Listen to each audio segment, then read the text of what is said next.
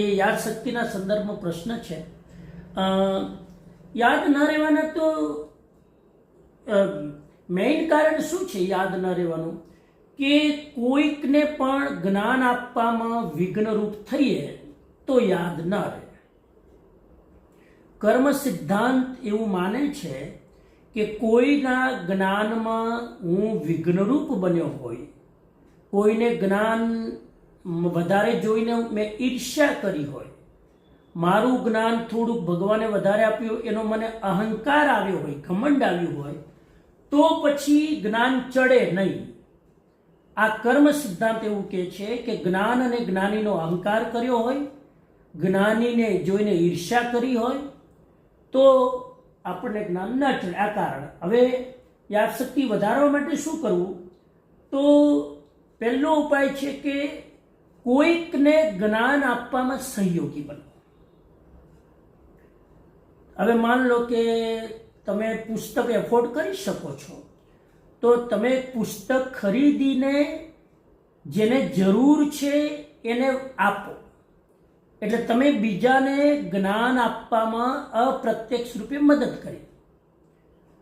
માન લો કે કોઈ બાળક છે ફી ભરી શકતું નથી, તો તમે, અને એ હોશિયાર છે, તમે એ બાળકને ભણાવવામાં આર્થિક રૂપે મદદરૂપ થાવ કે ભાઈ ચલો હું એક છોકરાની ફી ભરી દઈશ. કોઈ પણ જ્ઞાનના ક્ષેત્રમાં જે માણસ હોય એને આપણે આર્થિક રીતે, સામાજિક રીતે કે કોઈક વસ્તુ આપીને એને મદદ કરવી, એનાથી આપણું જ્ઞાન વધે. તમારી જ્ઞાનની જે કોઈ મુશ્કેલીઓ છે બધી દૂર થઈ જાય. હું એવું માનું છું કે જ્ઞાનદાન થી મોટું કોઈ દાન નથી. અને મારો અનુભવ એમ કે છે કે જ્ઞાન આપવાથી તમારા, એને અંગ્રેજીમાં કહેવાય છે ડિમેન્શિયાની બીમારી. ડિમેન્શિયા ખબર હોય તો, ડિમેન્શિયાની બીમારી એટલે એલ્ઝાઇમરની બીમારી, મેમોરી લોસ્ટ થઈ જવાની બીમારી. આ એક જાતની બીમારી છે કે અમુક સ્ટેજ પછી માણસ પોતાના છોકરાને ઓળખી ન શકે, પોતાના બાપને ઓળખી ન શકે, એવી એની મેમોરી ખતમ થઈ જાય, અંદરથી લોસ્ટ. આ બધા પ્રોબ્લેમનું સોલ્યુશન છે જ્ઞાનદાન. એટલે એ તમે કરો. બીજી વસ્તુ.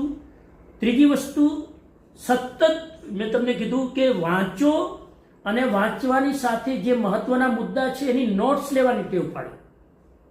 અત્યારે હું જોઈ રહ્યો છું કે ઘણા શિબિરાર્થીઓ લખી રહ્યા છે, નોટ્સ લઈ રહ્યા છે, અને ઘણા હું જોઈ રહ્યો છું કે એકદમ હાથ આમ પગ આમ રાખીને આરામથી બેઠા છે. એ ભાઈ સાંભળી લીધું, જેટલું યાદ રહ્યું એટલું આપણું, યાદ ના રહ્યું તો કાંઈ વાંધો નહીં.